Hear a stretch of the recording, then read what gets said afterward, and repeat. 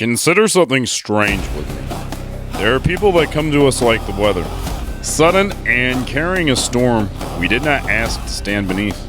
They bring their anger and their unspoken words to the doorway. And for one small moment, we're invited to become like them. To respond back to the raised voice with another raised voice. To return the wound. To let their unrest enter us. And begin speaking in our name. But perhaps this is where our real work begins. Not in changing them, but in remembering that another person's darkness does not require us to extinguish our own light. Their actions belong to them, but the person we become in response, that still belongs to us. Welcome back, my fellow stranger, to another episode, Traversing the Strange World. And I'm your host, Isaiah Danbury. And you're listening to another Monday Morning with Peace. And I got 4 mantras for you today. These are going to be 4 Stoic mantras for dealing with difficult people. So let us traverse these mantras. Now, the Stoics did not build their philosophy around the expectation that everyone would be reasonable. They understood that whenever human beings gather, there will be disagreement. And there will be people who speak before they think. People that refuse to listen, and people that carry their private anger into the lives of everyone around them. The Stoic could not prevent these people from appearing. The work was learning how to meet them. Marcus Aurelius began one of his morning reflections with these words: I shall meet today inquisitive, ungrateful, violent, treacherous, envious, uncharitable men. Marcus was not beginning his day by convincing himself that humanity was terrible, but he was preparing his mind for reality. He knew that if he expected everyone to be agreeable, he was bound to be disappointed. Every rude person would feel like a personal betrayal. Every insult would surprise him. Every disagreement would put him off balance. But when difficulty is expected, it's no longer a crisis. Marcus continued reminding himself that these people behaved as they did because they were confused. They were confused about what was truly good and what was truly harmful. They believed that anger would protect them, dishonesty would benefit them. But their mistaken judgments belonged to them. Marcus's responsibility was to prevent their own confusion from becoming his own.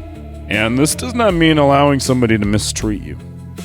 The Stoic may confront, correct, refuse, or walk away, but whatever action is necessary, it should always come from reason, not from the other person's ability to provoke you.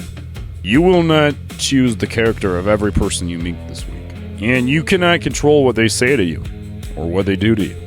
But there remains the ground on which you stand that you can control. And in that space between stimulus and your response is where you have the power. And so the first mantra for this week is, their behavior belongs to them, and my response belongs to me. That is where we have control. When someone treats us badly, the temptation is not merely to defend ourselves. It is to return to them with what they gave us. If they embarrassed us, we want to embarrass them. But Marcus Aurelius warned us, the noblest kind of retribution is not to become like our enemy. Because for the Stoic, there is a deeper kind of victory. Because the difficult person may have insulted you or inconvenienced you, but their greatest victory would be in persuading you to abandon your own virtues, your own principles. If another person's anger makes you vicious, then their anger has entered you. If their dishonesty makes you dishonest, then they've played a role in now shaping your character. This does not mean remaining silent. When something should be said, it does not mean refusing to defend yourself and being a doormat when their behavior is unacceptable.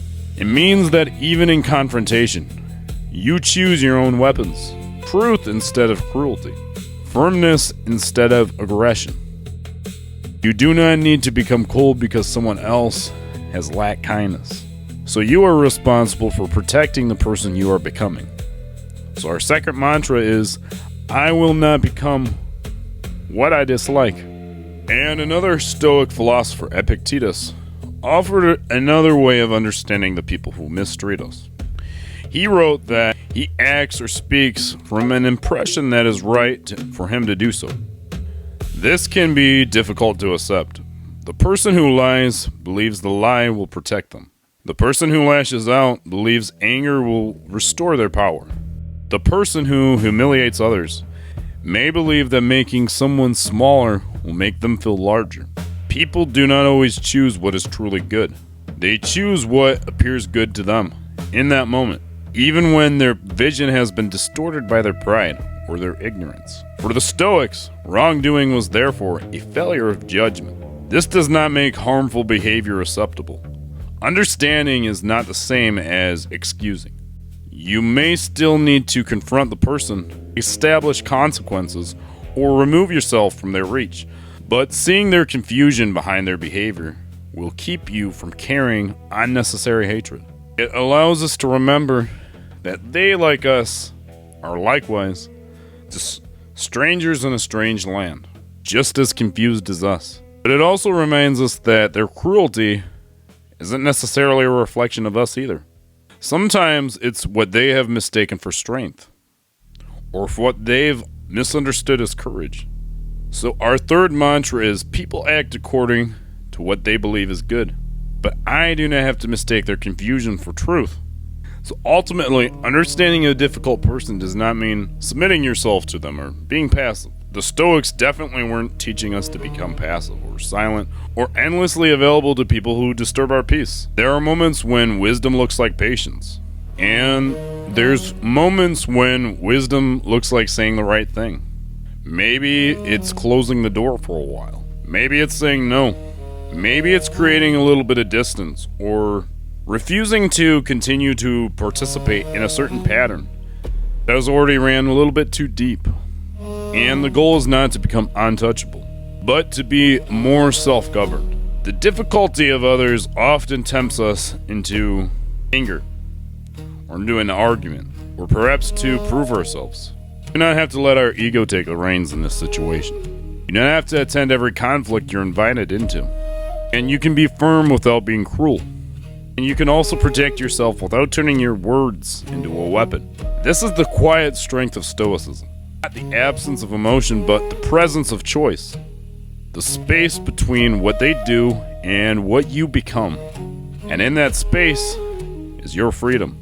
You are free to speak, and you are free to leave. You are free to forgive. You are free to remain yourself. No matter how loudly another person enters the room, they do not own your internal room. Inner place is yours. Guard it and return to it. And stand there with dignity. Our fourth and final mantra is, I can be firm without surrendering my peace. And ultimately, my fellow stranger, I think it will always bring us back to having a little bit more humility and patience towards our fellow man, is going back to that confusion that Epictetus was talking about. We're all confused. We all just walked into this life that we don't know a whole lot about. We're handed traditions, we're handed ideas, beliefs, snowballs, traditions, habits from previous generations. We're handed this whole life. By the time we get old enough to become cognitive enough to realize the ground underneath us, the landscape that surrounds us, we're already entrenched in patterns and habits. We're all confused. We're all strangers in a strange land. And I'm going to end it with that. If you're listening on YouTube, I'd appreciate it if you go and like and subscribe. And leave a little comment. Comment Stoic if you made it all the way to the end. And if you're listening on Spotify, like us, leave us a little review or leave a comment there too. So until next time, let us keep traversing this strange world. Let us remember always to be introspective. Let us remember to always be inquisitive. Let's remember to be neighborly to folks, because we're just kind of cast into this whole life thing that we don't know a whole lot about. So at the end of the day, we're all just strangers in a strange land. Until next time, peace.